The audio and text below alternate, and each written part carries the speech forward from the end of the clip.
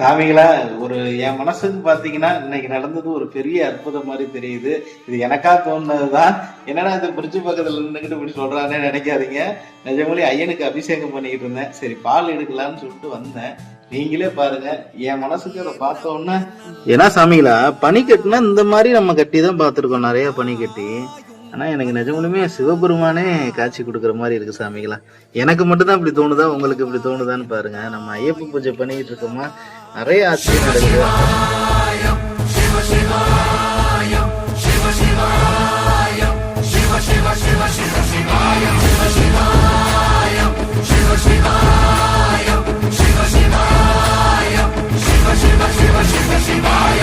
என்னப்பன் அல்லவா என் தாயும் அல்லவா, என்னப்பன் அல்லவா என் தாயும் அல்லவா, உன்னப்பன் அல்லவா பொன்னம்பலத்தவா.